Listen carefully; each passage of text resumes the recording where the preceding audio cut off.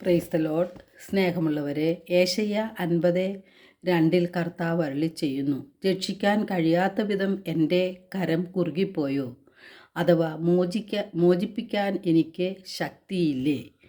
ഏശയ്യ 1:15 കർത്താവ് അരുളി ചെയ്യുകയാണ്, നിങ്ങൾ കരങ്ങൾ ഉയർത്തുമ്പോൾ ഞാൻ നിങ്ങളിൽ നിന്ന് മുഖം മറയ്ക്കും.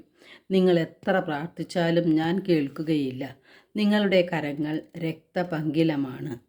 നാം പാപങ്ങൾ ഉള്ളിൽ വെച്ചുകൊണ്ട് കരങ്ങൾ ഉയർത്തി ദൈവത്തെ സ്തുതിക്കുകയും പ്രാർത്ഥിക്കുകയും ചെയ്യുമ്പോൾ കർത്താവ് നമ്മിൽ നിന്നും മുഖം മറയ്ക്കും.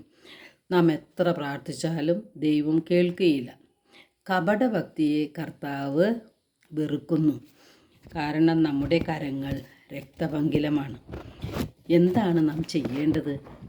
ഏശയ്യ 1-16 മുതൽ 20 വരെയുള്ള തിരുവചനങ്ങളിലൂടെ നാം എന്താണ് ചെയ്യേണ്ടത് എന്ന് വ്യക്തമാക്കി തരുന്നുണ്ട്. കർത്താവ് അരുളി ചെയ്യുന്നു, നിങ്ങളെ തന്നെ കഴുകി വൃത്തിയാക്കുവിൻ.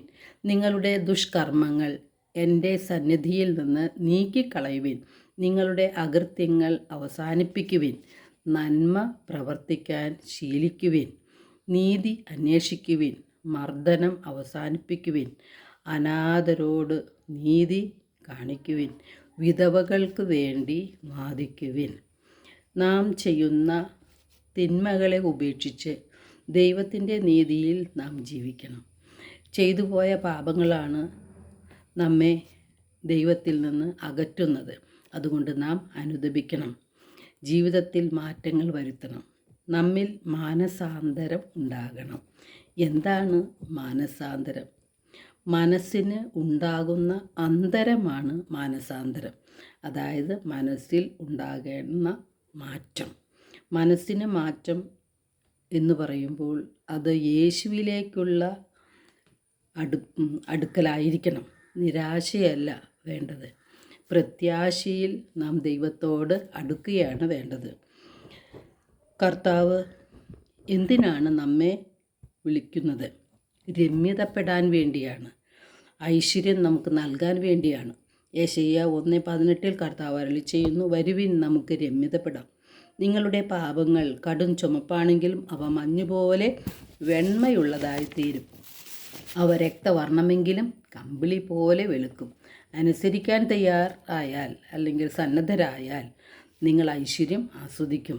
അനുസരിക്കാതെ ധിക്കാരം തുടർന്നാൽ വാളിനിരയായിത്തീരും. ഏശയ്യ 5 കർത്താവിൻ്റെ മുന്തിരിത്തോപ്പിനെ കുറിച്ച് പറയുന്നുണ്ട്.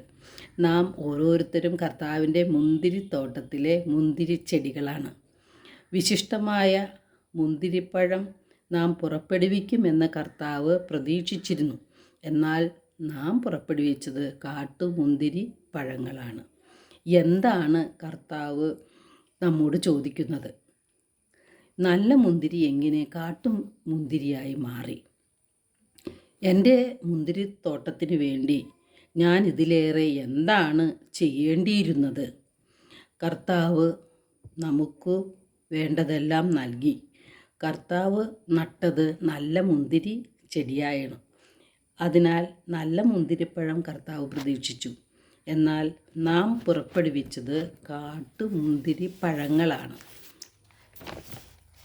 എന്തുകൊണ്ടാണ് അങ്ങനെ സംഭവിച്ചത്?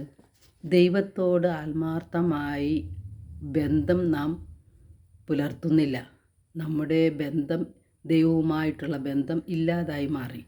നാം നമ്മുടെ ഇഷ്ടപ്രകാരം ജീവിച്ചു തുടങ്ങി. ദൈവഹിതം അന്വേഷിക്കുവാനോ ദൈവത്തെ തേടുവാനോ നാം ശ്രമിച്ചില്ല. ഈ ലോകത്തിൻ്റെ പിന്നാലെ നാം പാഞ്ഞു.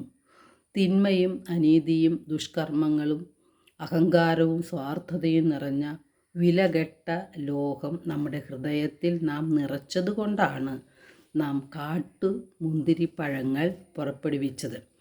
കർത്താവ് മുന്തിരിത്തോട്ടത്തിനോട് എന്താണ് ഇനി ചെയ്യാൻ പോകുന്നത്? കർത്താവ് പ്രതികാരം ചെയ്യുക തന്നെ ചെയ്യും. ഏശയ്യ 5:5 കർത്താവ് അരുളി ചെയ്യുന്നു, ഈ മുന്തിരിത്തോപ്പിനോട് ഞാൻ എന്ത് ചെയ്യുമെന്ന് ഇപ്പോൾ പറയാം. ഞാൻ അതിൻ്റെ വേലി പൊളിച്ചു കളഞ്ഞ് നാശത്തിന് വിട്ടുകൊടുക്കും. അതിൻ്റെ മതിലുകൾ ഞാൻ ഇടിച്ചു തകർക്കും. തോട്ടം ചവിട്ടി മെതിക്കപ്പെടും. ഞാൻ അതിനെ ശൂന്യമാക്കും. ഏശയ്യ 1:25 ഞാൻ എൻ്റെ കരം നിനക്കെതിരായി ഉയർത്തും. ചൂളയിൽ എന്ന പോലെ ഉരുക്കി നിന്നെ ശുദ്ധി ചെയ്യും. നിന്നിൽ കലർന്ന വിലകെട്ട ലോകം ഞാൻ നീക്കിക്കളയും. സഹനത്തിലൂടെ, ദുഃഖദുരിതങ്ങളിലൂടെ, പ്രതിസന്ധി ഘട്ടങ്ങളിലൂടെ കർത്താവ് നമ്മെ ശുദ്ധീകരിക്കും. അതിനാൽ നാം അനുദപിക്കണം. യേശുവിലേക്ക് വരുവാൻ നമുക്ക് സാധിക്കണം. എല്ലാവർക്കും ഒരു നല്ല ദിനം ആശംസിക്കുന്നു. ദൈവം നമ്മെ ഓരോരുത്തരെയും സമൃദ്ധമായി അനുഗ്രഹിക്കട്ടെ.